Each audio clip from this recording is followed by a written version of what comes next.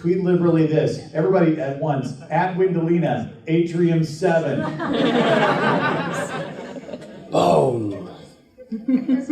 Pull up the Twitter.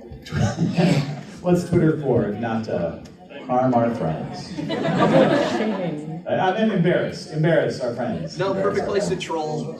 Publicly embarrass our Public friends. shaming. In any case, welcome to judging a book by its cover. Yay!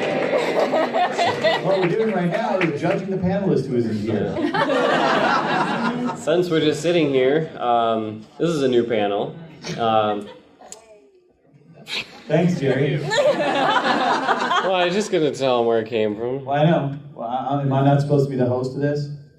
You want to be the host? No, I'm he was I'm given supposed to that be the job. host. I was Yeah. given that job. All right, tell it. Hey, everybody, welcome to Judging a Book by its Cover. Hey, Jerry, why don't you tell us about the panel? As a good host. Thanks, Tim. You're welcome. I'm not sure I want to be sitting here. No. So it was this last February. I was in London, and I was at Forbidden Planet, which, if some of you know, is a very, very cool store in London that has every geek thing you could possibly imagine, always slightly more than you want to spend. So it's face to the glass kind of place, but it's very, very fun. And I was in the book area and looking around, and some of the book covers, especially like in the fantasy and science fiction, I was like, what the hell is this story about? There's like the Brass King's Concubine. That was the one that I looked at. I was like, what the shit? And on the cover, it was just some woman looking forlorn in kind of a field, and there was a tree, and then off in the distance, some sort of village or something. I was like, I don't know what this implies. Like the title, and none of it connected at all, and I was like, Paul Cornell was there, and so we were talking about book. Well, I'll keep doing it then. Okay. So Cargill, Robert Cargill, his book had just come out, and so we found it on the shelf, and so we were talking about how even between like here and in the UK, someone's book will still get different covers, and the publishers have weird control over that, and it's really, really bizarre the choices that they make, especially based on kind of the culture or how they perceive the like Americans versus the British or whoever. So basically that was it, and I was like, oh, it'd be kind of funny to just put something together that kind of riffs on the, hey, look who's here. Some of us are parents with daughters. Yeah. So basically, I emailed Melissa, which I do anytime I have a weird idea, when I'm just like, oh, that'd be kind of funny, and then the next day she's like, okay, it's ready to go. I was like, oh, that works. So this is magic. 5 minutes. Melissa is magic. You Thank you, Melissa. So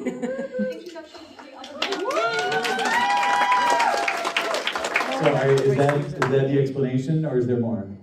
Oh, that's it. Sweet. So the basic idea here, ladies and gentlemen, is we are going to present book covers on the screen in front of you, and we have 2 teams comprised of 2 people, which we have completely arbitrarily assigned by where they are sitting, as Dawn and Jerry versus Chrys and Wendy. Our contestants will be presented with a book cover in turn. They will be given 5 minutes to explain to you, our audience, in a tag team fashion, the story of the book cover that they are presented with. Only 5 minutes to provide you a complete plot synopsis of a book, judging it only by its cover. Hence the name, Judging a Book by Its Cover. This could go really well, or it could be agonizingly painful. Agonizing! I want to point out, I got a text from Melissa that said, do you want to do a panel judging a book by its cover? And it was a text from Melissa, and I said, and it's me and Jerry. I'm like, sure. I had no idea this is what I was going to be doing. And then I left my flask in my room. I sent you an email. She did. I got it. Yeah. Oh, but you'd have to read the email, wouldn't you? Yeah. Am I the only one who doesn't read emails? Yes. Yes. I'll get better, I Fair enough. promise. So, we flipped a coin backstage before the show. That's a complete lie, but we're still going to have Don and Jerry go first. Yay! Don, Jerry, go first. Yeah. Don and Jerry are going to go first. They're going to get the first book cover. And then you, the audience, I'm going to point this out, you, the audience, will have an opportunity to determine in each round who the winner is. So this is round one. We have 2 book covers. Each team gets a chance to come up with the best story they can come up with for the book cover that they see. Now, do you guys, can you guys see the screen? No, we'll just... Not really. No, you're in the way. I don't care if you can see the screen, because you don't have to make up the story. They need to see the screen. No, I think we don't get our own cover. We don't take You're the not, second you cover. don't, you just get to, You get you your get to own look book. at this cover and laugh at them. Okay. All right? Okay, one last thing I want to tell these guys. I will give you a signal at the 4-minute 30 mark, which will give you a hint of when to start doing the climax. You know. So that's right. So it's gonna be one of those panels. That's what So she said. part of your job, Okay then. part of your job is to judge if we have a good finish. If you Sorry, feel like you need more time, Am I stealing your lines? Yeah. Has Jerry ever lasted 4 minutes to climax? We're gonna find out. I feel like 5 minutes might be asking more of Jerry than he's capable of. We're going to prove him wrong, Jerry. Let's get on to Jerry's prowess at making up a story about a book he's never seen before. Here we go, ladies and gentlemen. Round 1 starts now.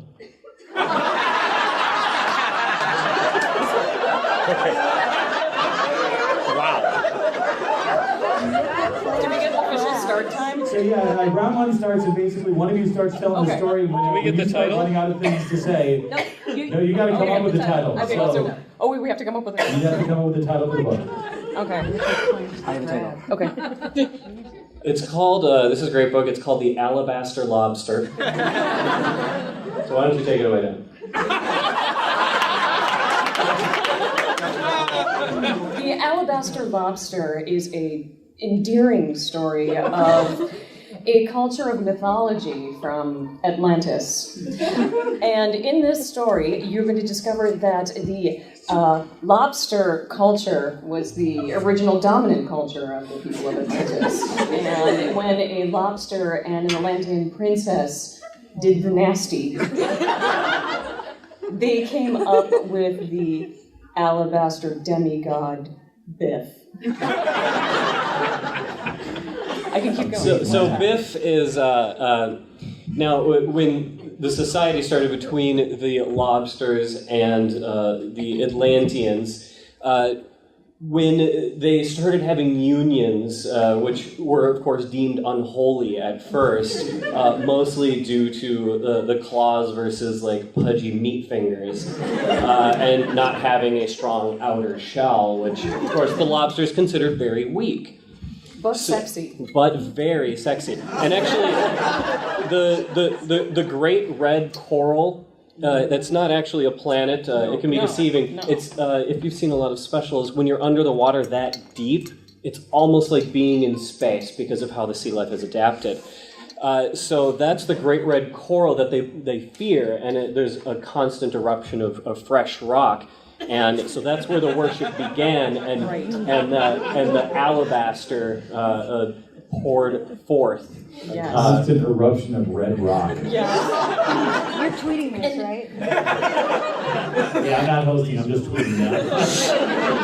Go on, that doesn't count against your time. Okay, good. Okay, so what's the cool part about the story, where the twist comes in, besides, the interspecial mating, is that then the hybrid humanish dude, Biff, that was born out of this, he gets his superpowers from that red coral.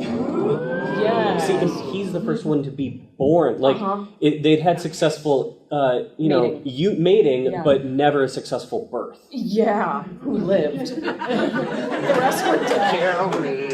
All sorts of So Biff gets his incredible powers, and he also gets incredible muscle tone. And hair, and that just comes straight from the coral. The sad thing about this, though, is that's all the superpower he gets. It's just incredible muscle tone and good hair, and that's where his inner struggle comes in.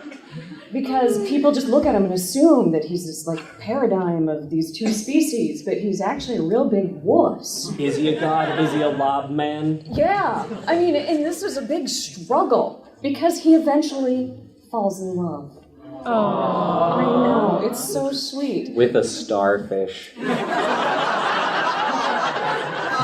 And that's when this world explodes.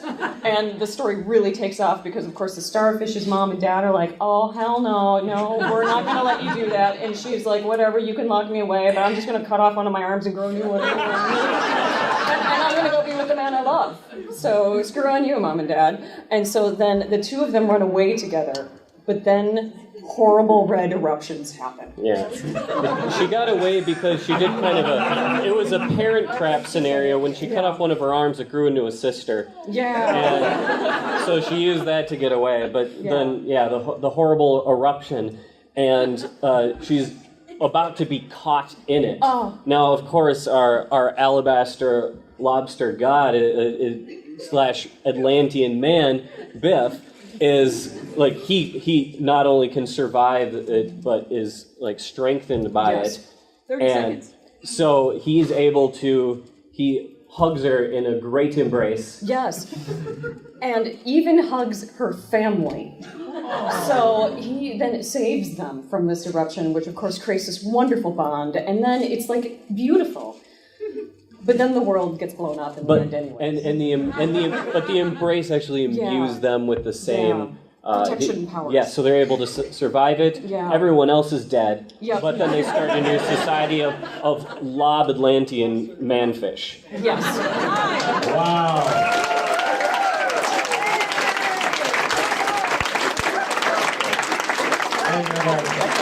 I know it's by you, but I would read that book. Just for all of your entertainment and education, I did, while they were talking, create a hashtag for judging a book by its cover. So you can use #judging a book by its cover to let everybody know about big red eruptions.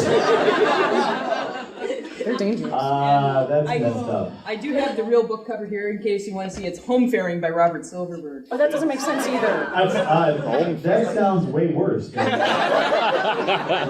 Although, what was your title, Wendy? What was your title for this? Nipple clamps the crab. Wow. Don't tell me you wouldn't read that. So that was very good. Now, audience, keep in mind, this is round one. So that was, what's your team name, Dawn and Jerry? What do you need a team name? Animal Crossing. They are Team Animal Crossing. Dawn has thus decreed. Chris and Wendy, what's your team name? Their team name is... It's some blorble. Our team name is Windy Time. Hey-o. Which is fair. Team Animal Crossing and Team Windy Time. I can live with that. All right. So what time is it? It's windy time. Team Windy Time, are you ready for your book cover? Yes. Here is your book cover.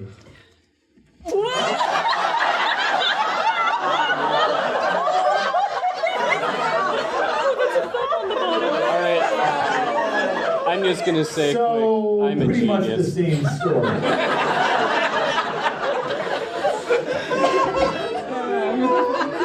All right, you've had a chance to peruse the book cover. Will one of you tell us the title of your book? The title of this book is Shadow of the Scales. Shadow of the Scales. Go. You take it, Chris. Shadow of the Scales is a coming-of-age story. About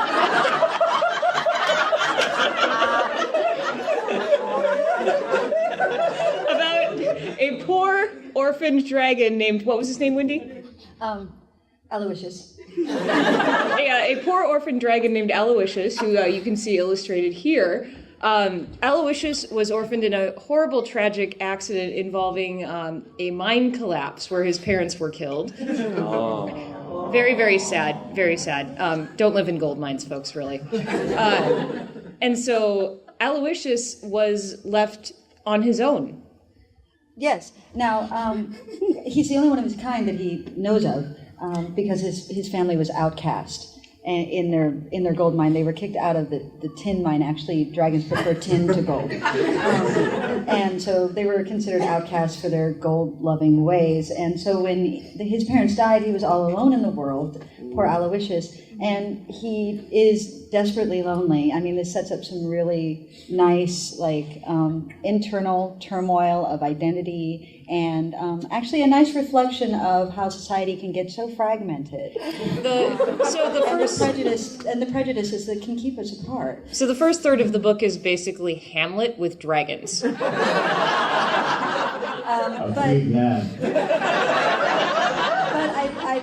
I think we're all curious to know about the companion he eventually finds, because I'm sorry, Chrys, I'm blanking on her name. Oh yeah, Veronica. So Veronica she was out hiking because she's very physically fit. She was out hiking. She's actually from a culture that prizes, the physical fitness, but at the same time insists that nobody actually be able to touch you in a way that you find pleasing. That's why she's wearing the medal. And the medal is actually platinum. Because Veronica owns a platinum mine. So in addition to being fantastically fit, she's insanely rich. And Aloysius, having not been raised by proper dragons, has no concept of what dragons are supposed to prefer in metals, so he thinks that platinum is the greatest thing ever.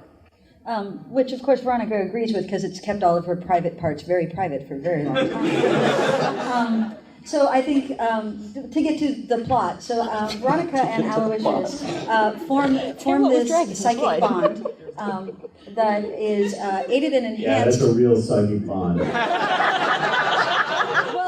Well, this is actually a key moment in their relationship where they develop. I can see that. Where they call on the shades of their ancestors. Yeah. I want to be clear, that's not the dragon's ancestor place.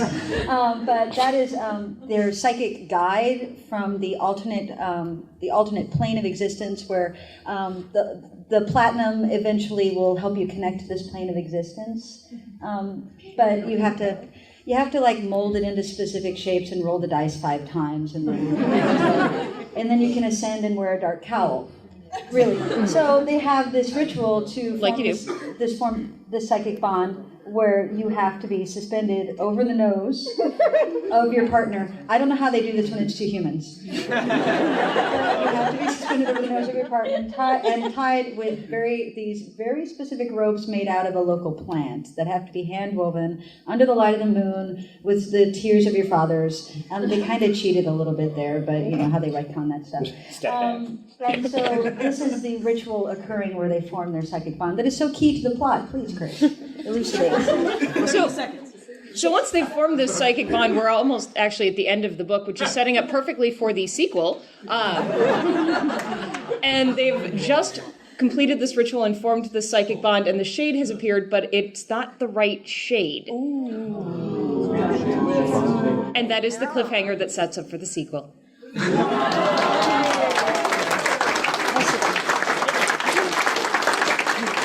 You know, what bothers me is that whole story is almost exactly like the Thomas Covenant series. But it's actually The Planet Wizard by John Jakes. Wow.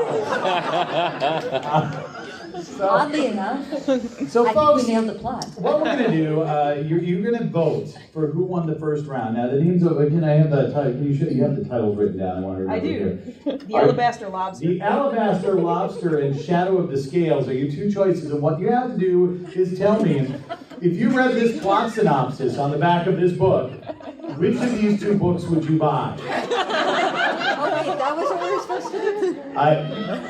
Some of this stuff is a surprise to even me. So, that's going to be a big book with that plot synopsis on the back. How many of you would purchase Alabaster Lobster?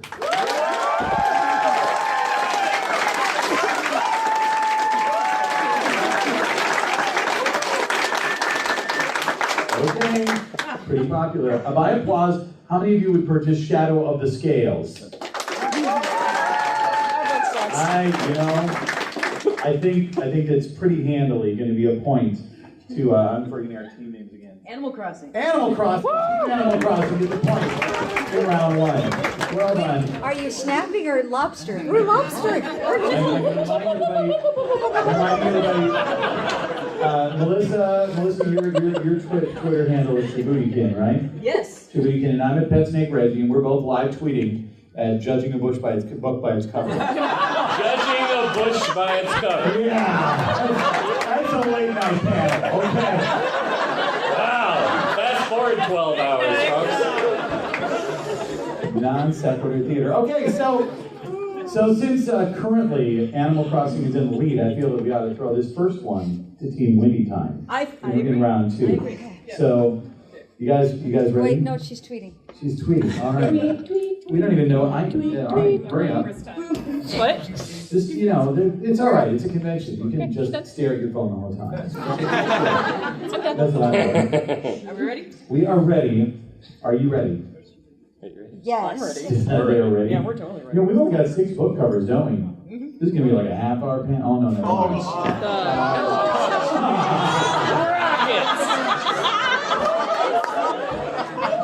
So that's not up in the art gallery? All right. This is a classic of children's literature. What's the title? Okay. This classic of children's literature is called Princess of Fire, and Winnie's going to start explaining the plot. All right. So, actually, in the future, quite nearby. Does that mean Atrium 6? I'm just wondering if anybody's going to catch I totally Star Wars that on the opposite. Anyway, so in the future, quite nearby in a nearby star system, Princess of Fire. So our main protagonist here, whose name is Layla. Layla Glorfindel. Layla Glorfindel is born, and she is born actually, oddly, even though the title is Princess of Fire, she is born to a family of potato farmers. Potatoes, as it turns out, are a heavy export crop interstellar. So she's born to a family of potato farmers, but their crops fail because rockets start coming out of the ground. And nobody seems to know why this is, which sets up the conflict for the rest of the book. Layla, was it? Yes. Layla Glorfindel. Layla Glorfindel. Layla's uncle is a scientist, very well known, and immediately begins trying to figure out why there are rockets coming out of the ground. Growing, getting bigger, like organically. It doesn't look like where they're coming out. It's a children's book, Tim. Everything that we're saying right now is a metaphor. That's clear. Whoa. Even that? Well, and eventually they find out that these rockets are actually tied to Layla and her latent powers. It's really sort of a Bildungsroman, right? It's this journey as she's sort of discovering exactly her ties to the planet, because this is all sort of very King Arthur, right? The land and the king are one. Well, it turns out the land and the potato princess are one. So with these rockets coming out of the ground, it reflects Layla's developing powers. She can reshape the land to her desires. She can make volcanoes erupt. She can drain the oceans. And she's discovering all this as she's in her teenage years. Yes. So you've given the power to shape the world to a pubescent girl. So that goes about as well as you might like, and there's a whole middle section that's clearly just pandering to the young set. But I mean, if you're a fan of the unicorns, fairies, fighting off the vampires, then it can be enjoyable. It's a nice little bit of cross-genre going on. And one weakness of the book is that it does kind of rely on tropes, because Layla, about 2/3 of the way through the book, finds an old hermit living in a cave who teaches her how to control her powers. So this goes on for a few years as she gets through puberty and learns how to control these things. Is there a montage? Yes, Tim, there's a montage. It's a book, not a movie, Tim. But there is sort of a montage. Montage. Now, next to the hermit, there's a young man, of course, because we have to have a love interest. There's because it's about a female protagonist, and that means that she has to fall in love, as we all know. And oh, I'm sorry. So there's a young man, and his name is Trevor. Trevor lives next door to the hermit, and he's a very lonely boy because he lives next door to the hermit, and the hermit won't talk to him because he's like, get away from me, I'm supposed to be a hermit. Nobody's going to believe I'm a hermit if you keep talking to me, kid. Jesus, where the hell are your parents? It's already bad enough that I'm a hermit and I've got a next door neighbor. I was hermiting here, but you had to move in, and I am talking to the city council about some zoning laws. Hermit zone. So Layla Glorfindel and Trevor, who will take her last name when they marry, so he'll be Trevor Glorfindel. It's in our culture. They're matriarchal. They actually fall in love and are planning, and he's helping her. They have to fight off the baddies, but that's really secondary to the fact of the love story, much like Twilight. But in a really desperate twist that I think takes this book and raises it above the typical genre, in an accident during the battle, she shoots a rocket with her fiery powers, and Trevor steps in the way and dies. Aww. Very sad. Damn. I can't. What amazes me, I mean, when you hear the description of that book, what you're saying, I know you're saying what I'm saying is, wow. My Little Pony, Friendship and Magic will rip that shit off. Yep, sure. Am I right? Seriously. So what is the real name of that book? Hunt the Space Witch. So pretty much the story you just told, really? Yeah. Is that a choose your own adventure? Robert Silverberg just kept getting this cover art. Yeah, very poor guy. Seven Adventures? I swear, if you squint, does that say John Picacho? Never mind, sorry. Maybe not. Okay, so we're going to go back over to Team Animal Crossing. Are you guys ready? We had quite the break here. We had 2 covers. Yeah. We've been just chilling out. So you guys ready? Here's your cover. Oh boy. What the hell is the guy holding? They always get the ones with animals on them, and we get like vagina rockets. There's kids in this panel. I didn't want to go for the vagina rockets, obviously. Yeah. Maybe I should have. My excuse. It was kind of nice of little children's literature, like.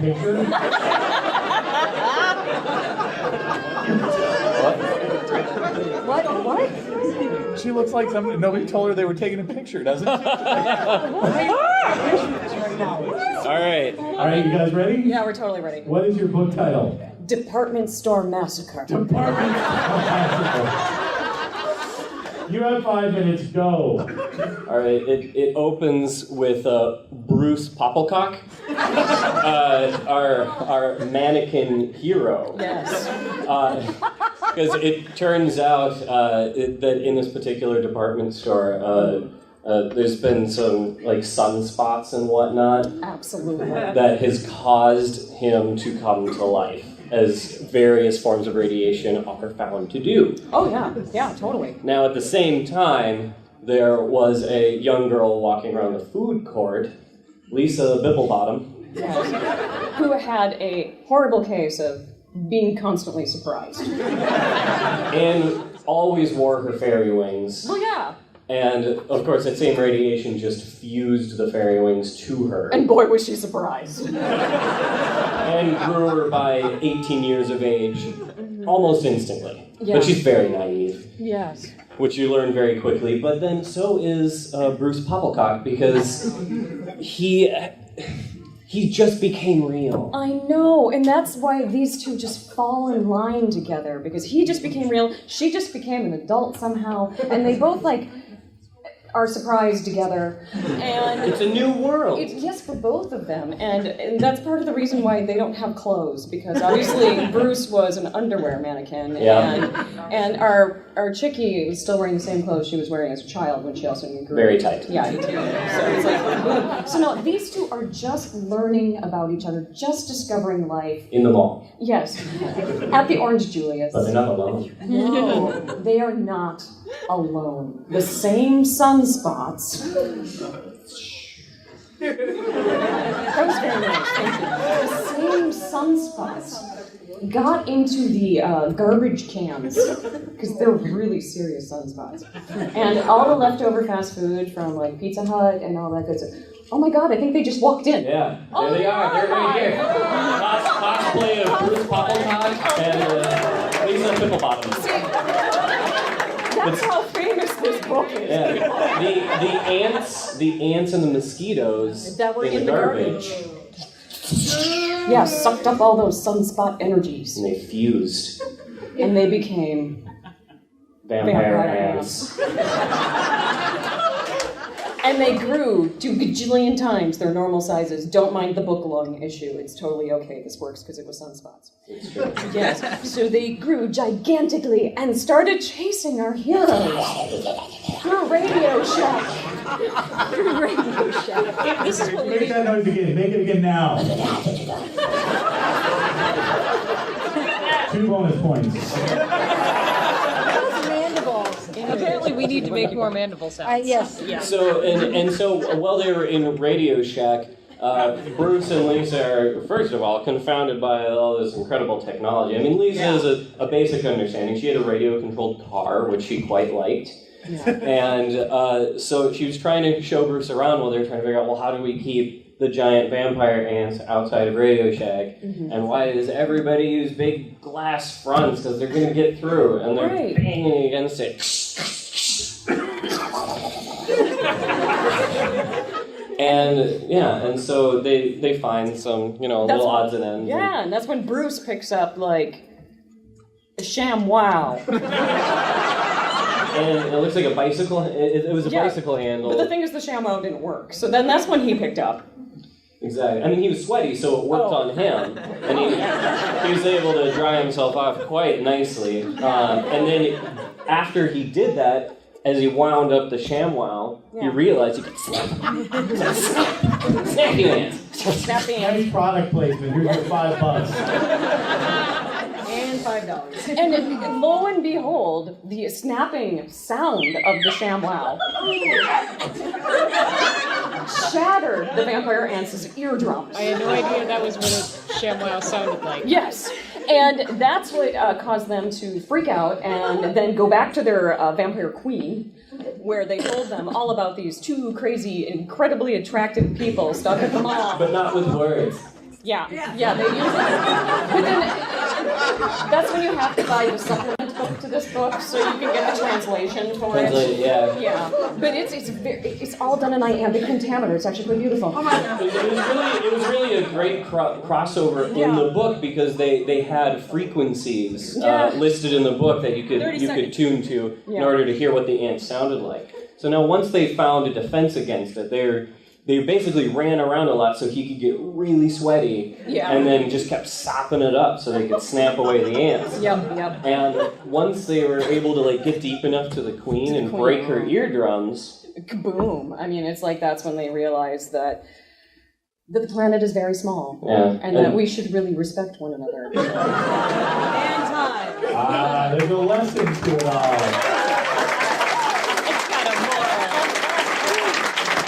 Now, this little known fact before we reveal the title of this book. You've heard the story, and I think it's really clear to you that this was adapted into Dawn of the Dead. So it's amazing. So the real title of the book is An Earthman on Venus. Venetians are surprised to be there. An Earthman who grabs Venusian ants by whatever I don't want to is. think about it. So, okay. An Earthman on Venus. Now, here's what we're going to do, folks. We're moving on to round, what? Scoring time? Oh, yes, scoring time. Ladies and gentlemen, we're going to determine which of these two books Now, which of these two books you would take to a book burning? Yay! So, We might win this one. Thanks for stacking the deck, Tim. so one of these two books you will keep, and one of them you will throw on the pyre to appease whatever god you worship. If you worship a god. The alabaster lobster god. Fire? Let's start out with, will you throw Princess of Fire on the pyre? What do you think, ladies and gentlemen?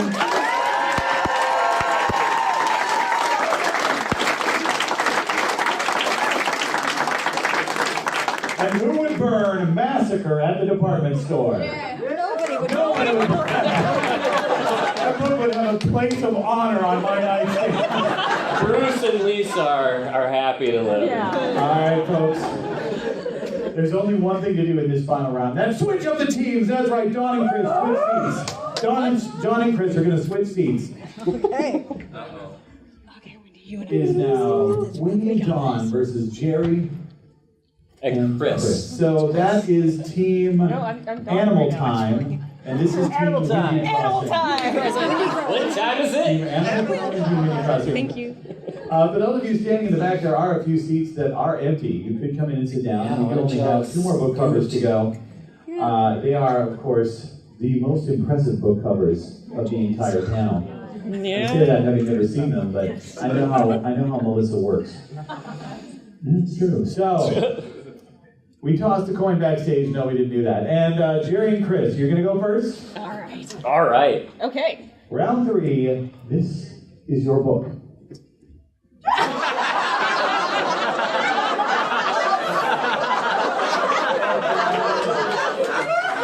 Before they even start, I want to make it clear this book is not legal in Minnesota until August 1st.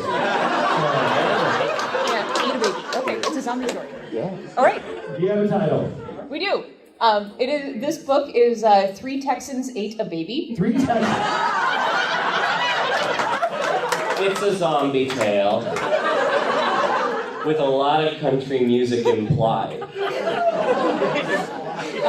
So this book is set far in the future when Texas has actually legalized gay marriage, and they've It got political. And they've actually gone one step farther and legalized polygamy. So you have this group of 3 lovely Texans in a life partnership. But I'll make it clear, cannibalism has not yet been legalized. So the only way that that's really allowed to happen, it's not so much allowed as you're infected with a zombie virus and you just do it anyways, which happened one fateful night at a square dance. So our 3 lovely Texans, Aaron, Brad, and Charlie. Yes. That's my Crosby, Stills, and Nash cover band.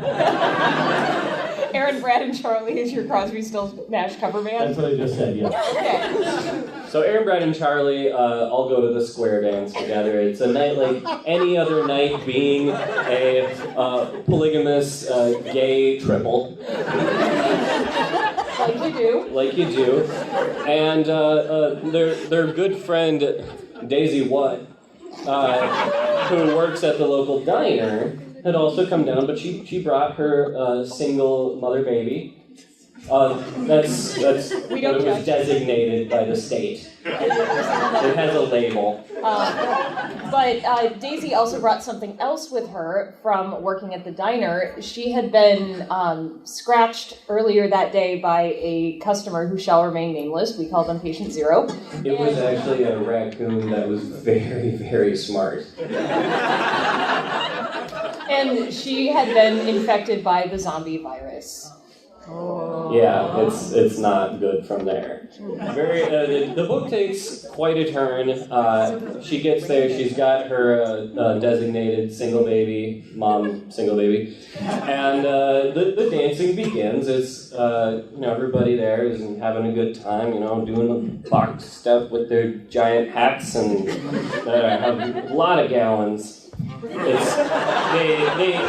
also have mandated minimum gallon hats, but they did also pass laws to make them more efficient. Most gallons didn't, or most of the hats don't consume as many fossil fuels. Yeah, you can get a low flow gallon hat. The unfortunate thing about this particular the unfortunate thing about this particular flavor of zombie virus is that it can be passed through any bodily fluid. And if you've ever been to a square dance, you know that everybody gets very sweaty. And flavor, that's literal. This zombie virus actually has a very specific flavor. It's quite good. It tastes just like apple pie. So it's a problem because it's, as people are sweating and it's getting all over, and then they go get their 40-ounce steak, and the sweat's getting all over, and they're like, oh my God, Apple pie zombie virus. The apple pie zombie virus. And How very American. The APV. so by the end of the night, Daisy has managed to infect everybody in the barn with the zombie virus. Yes, And except the baby. Except the baby, which she left outside because Well, no, you don't bring a baby into a square dance. Yeah, you don't bring it. They have little parking spots. Like you put your bike and you lock up your dog. You chain up the baby. And the entire state of Texas is about to march on this town. But it's still not allowed to leave your baby in a car. Even with the windows cracked. Even with the windows cracked because of the crime. So, after a lot of broken windows. So basically, as we get towards the end of the square dance, it turns more into a shuffle as there's zombies. Although most people don't notice because that's what it looks like anyways when Texans square dance. But then when they shambled outside, they saw a meaty baby. There's a great kind of verbal montage of Thriller. Yeah, y'all. There's a lot of music for a book in this. It was very, very weird. But then, they just started saying meatball. And Aaron. Oh. There you go. That's the story. No. I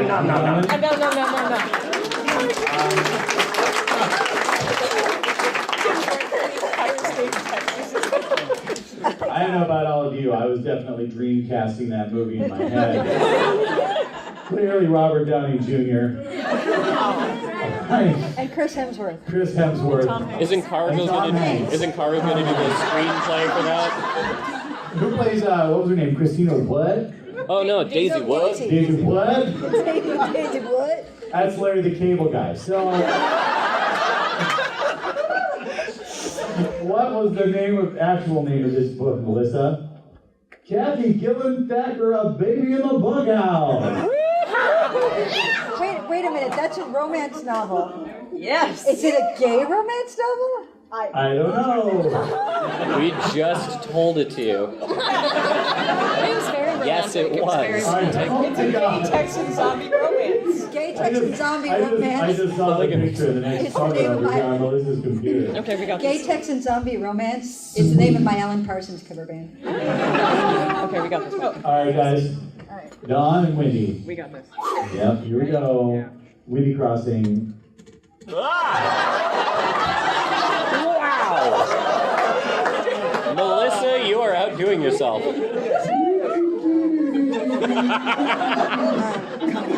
Wow. All right, you guys got a title for your book? Yes, this is Comedy on the Streets. Comedy on the Streets. Go. So, when the traveling circus rolled into town, Susie thought it was going to be a circus like any other. Boy, was she in for a big surprise. That's when Big Willie showed up.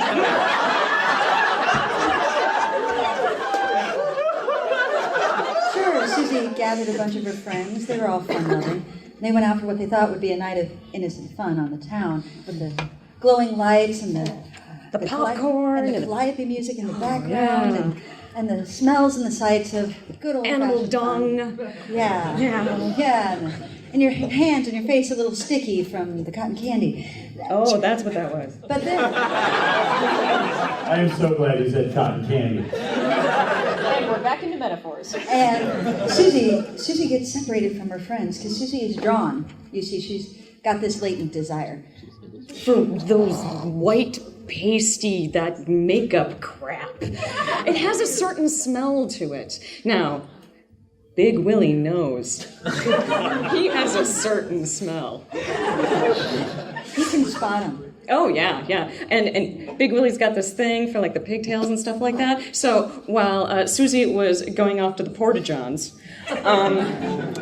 that's when Big Willie showed up. Big Willie had been drifting around on the peripheral. He had his eye on her. Right, because nothing entices Big Willie more than the smell of hand sanitizer. So she leaves the Porta-Johns and there's nowhere to wash her hands. She knows she's using the hand sanitizer, and then all of a sudden it's like these two aromas come. What? Oh, I can't talk about this story. Oh. Okay, so anyways. So the two aromas combine. Big Willie is attracted to the hand sanitizer and she's attracted to the white makeup. And that's when they discover... Oh. That's when they discover... That's when the squirrels attack. And that's when the trouble hits the streets. That's when the trouble really hits the streets. The squirrels, as we all know, the funniest animal. The squirrels actually have had it in for the clowns. There's been a long-running feud between them. It dates back actually to medieval times when there was the classic battle of Wolfgangsnacht. In Germany, and it was brought over from the old world. This is a feud of generations. Oh, by the way, this is a historical fiction book. Yes. And the squirrel was hiding in the porta potty, which you have to give the squirrel some props for that. That is dedication. Yes. But as it turns out, Big Willie is actually sort of a fifth column for the squirrels. He's a double agent. I know. So when these two meet and have this glorious, wonderful moment, and all of a sudden the squirrel just like pew out of the porta potty on Susie's face, and she's like, "What?" And it's like that, And so Big Willie and he runs just out. like starts cracking her head like it's a nut. Yeah, right. But I then want to see how the author writes, and she's like, "What?" And Big Willie runs up and like takes the squirrel off her face, and he was like, "I'm a double agent, but she's so beautiful." And she smells like hand sanitizer. And I've never been able to resist that. So then he just, cracks him, the squirrel, right in half, like right in front of her. And she's never been so turned on before. So the two of them then, start their burgeoning relationship in the freak show. So they start going through and seeing, like the tattooed man, which I think is here at CONvergence, and and the other items in the freak show, like there's the balloon lady. Yep. She just likes balloons. Yep. It's look, this is a traveling circus. This isn't a high quality freak show. No. I mean, there's like other crap though too. Yeah, but the other clowns aren't sure what to make of Susie because she keeps sort of like coming on to them, but then there's a whole Big Willie, and then Big Willie's getting a little upset, and really, their relationship is really on the rocks. It is. But so what the clowns do to decide who's going to eventually get Susie is they all line up and decide who has the biggest feet. And I mean, check out Big Willie's feet. They're pretty impressive. He keeps a couple squirrels in there. And so the two, have this competition. They realize they're probably meant for each other, for as long as, relationships usually go. As long as relationships that are in a traveling circus usually go. Yeah. But unfortunately, right as the two are about to consummate their relationship in a burst of nose squeezing, nose honking. Does he have two noses? That's not what... Okay, but anyways, quick wrap it up. Anyways, and then that's when the squirrels come in. And that's where the squirrels come in. Yes. Yeah.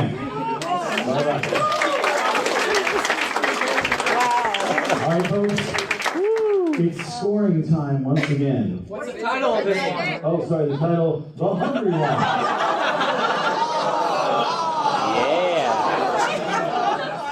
That's just not right. You have to admit, our plot would kind of go with that title, too. At least the name of our character would. Yeah, The Hungry Ones could be about squirrels. The bigger the shoes, the smaller the feet. Yeah. Scoring time, folks. We have two books. Our two books in this last one are 3 Texans Ate a Baby and Comedy on the Streets. I want you, by applause, to tell me which one do you think you would most likely be able to find in the CONvergence dealer's room? Yeah. Do you think it would be 3 Men Ate a Baby?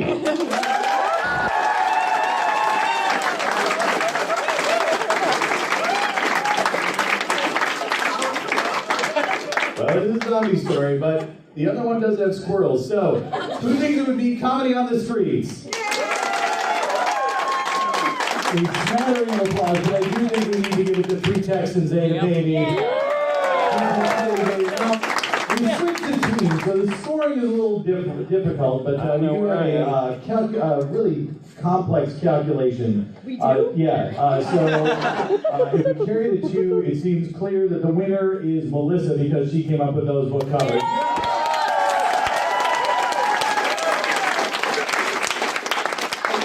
I'd like to thank the Academy. The Academy thanks you. All right, folks, well, that was judging a book by its cover. If you could give all of our fantastic contestants a big round of applause. Does anybody have anything coming up that the audience should know about? We got plug time now. It's just like, this is garbage time for the panel at this point. Go in order? Yeah, go in order. Vilification 10 is Saturday night, 10 o'clock on the main stage. Yeah, that show sucks.